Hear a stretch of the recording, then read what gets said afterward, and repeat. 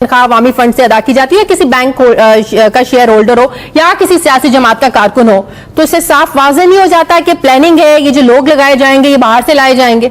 जी बिल्कुल, जब इस तरीके से जो नई कानून में तरमीम की जा रही है उसके नतीजे में इनडायरेक्टली ऐसा रास्ता खोला जा रहा है जिसके नतीजे में वो तमाम लोग जो किसी ना किसी तरीके से IMF की आलमी मालियाती इदारों के काबिल एतमाद लोग होंगे, उनके मुख्तलिफ जगहों पे काम करने वाले लोग होंगे, उनके लिए ये रास्ता हमवार हो जाएगा।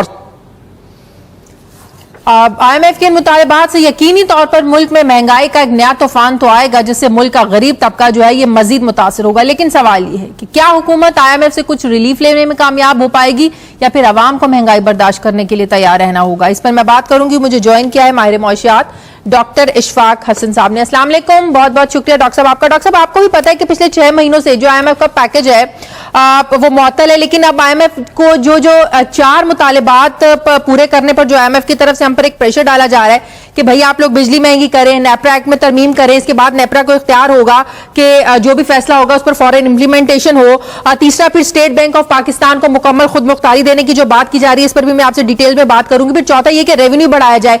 इन हालात में जब कोरोना का ज़ाहिर एक पेंडेमिक है, अब दुनिया की जो मैशत है वो नीचे गिर रही है, हर जगह पर महंगाई, आप देखें यहाँ पर भी महंगाई है। ऐसे हालात में पाकिस्तान से ये डिमांड करना IMF की तरफ से कि फुल फौर इन 4 मुतालिबात पर अमल दरामद किया जाए, कितना नागुज़ीर है? और क्या इन मुतालिबात पर अमल दरामद किए बगैर कोई और दूसरा चारा नहीं है? इतने मजबूर हैं हम लोग? देखिए, मेरे ख्याल में ये अनरीजनेबल एटीट्यूड है IMF का। और जैसे कि मैंने कहा हमेशा से कि IMF का प्रोग्राम एक सियासी प्रोग्राम होता है।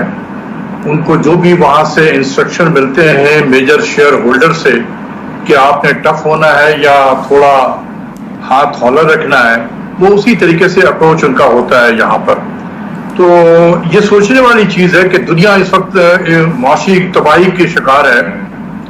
हर तरफ आप देखें कि the entire world has moved into a negative growth zone में, और क्या डेवलप कंट्रीज हो या क्या डेवलपिंग कंट्रीज हो, हर तरफ ये उनकी मईशत जो है वो दबाव का शिकार हुई है, नेगेटिव ग्रोथ रेट में है। और सारी जगह पे ये जो कोशिश हो रही है कि किस तरीके से पैंडेमिक के जो इम्पैक्ट है इसको मिनिमाइज किया जाए और इकोनॉमी को रिकवर किया जाए यहाँ से।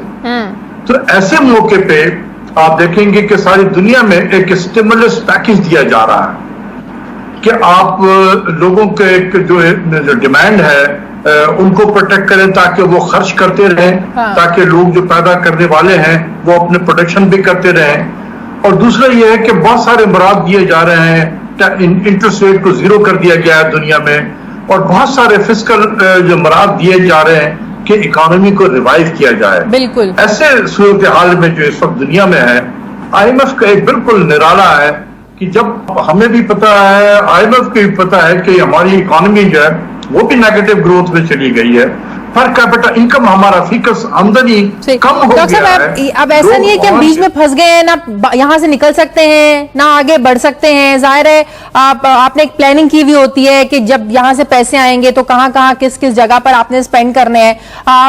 क्या वाकई अब एक मजबूरी बन गया है कि हम IMF के सामने इन मुतालिबात पर घुटने टेक देंगे? क्योंकि मुशीर खजाना हफीज शेख साहब ने तो कह दिया कि अमल दरामद नहीं हुआ अगर इन मुतालिबात पर, तो मेरे लिए भी कंटिन्यू करना जो है ना वो बड़ा मुश्किल हो जाएगा। मेरे ख्याल में कि वो इस्तीफा दे दें तो ज्यादा बेहतर होगा, चले जाए यहाँ से, ज्यादा बेहतर है उनके लिए। देखें, मैं यही सब चीजों की वजह से डे 1 से मैं कह रहा था कि खुदा के वास्ते ना जाएं, आप बहुत परेशानियां मुश्किलात के शिकार होंगे। और आज मेरी बात साबित हो रही है। और आई एम श्योर कि जब वजीर आजम कभी रात के तनाई में सोचते होंगे कि क्या हुआ है, तो मेरी बातें, मेरे अल्फाज भी उनको याद आ रहे होंगे कि किस तरीके से मैंने मना किया था। I knew all these things कि ऐसा होगा। तो अब जो है अब तक तो हम माशाल्लाह चला तो रहे बगैर IMF के किस्त मिले हुए भी चल रहा है। तो देखते हैं, अगर हम बातचीत कर सकते हैं तो कर सकते हैं। देखिए, उनका जो कहना है हमारे एडवाइजर साहब का कि अगर आप बात करें वरना मैं जा रहा हूं, बात यह कि उनके ही तो लोग हैं वो, बिल्कुल ये और गवर्नर या जो सेंट्रल बैंक के हैं, ये दोनों उन्हीं के नुमाइंदे हैं यहाँ सही। पर। ये मतलब ये अजीब सी चीज है कि IMF Washington negotiating with IMF Pakistan.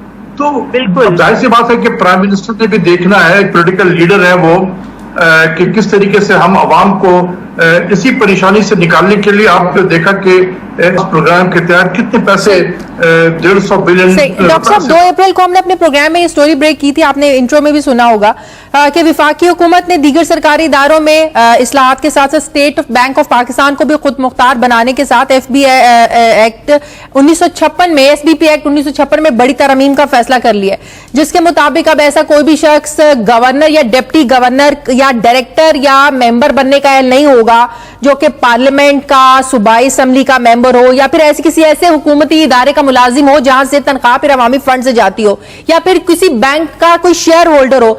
आपको नहीं लग रहा कि अब ये वाज़ेह एक प्लानिंग है कि बाहर के लोग लाए जाएं, उन लोगों को लाया जाए ताकि बाहर के लोग जो हैं अपने फैसले जो है पाकिस्तानी की इकोनॉमी पर मुकम्मल तौर पर इसे जो है ना कैप्चर कर सकें, यहां पर लागू कर सकें, हमारी मईशत पर अपने फैसले थोप सकें? 200% आपके एनालिसिस सही है, बिल्कुल ऐसा ही है कि किसी भी मुल्क के लिए उसके फाइनेंस जो है वो सबसे अहम चीज होता है, और फाइनेंस में भी एक मिनिस्ट्री ऑफ फाइनेंस है, दूसरा सेंट्रल बैंक है। इन दो पे अगर लाके अपने आदमियों को बिठा दिया जाए और एक मुल्क का प्राइम मिनिस्टर उससे हिला ना सके, तो आप खुद सोच लें कि एक हम आजाद मुल्क हैं लेकिन फिर भी हम आजाद नहीं होंगे, और जो उसके बाद मुल्क का हशर होगा वो बिल्कुल होगा।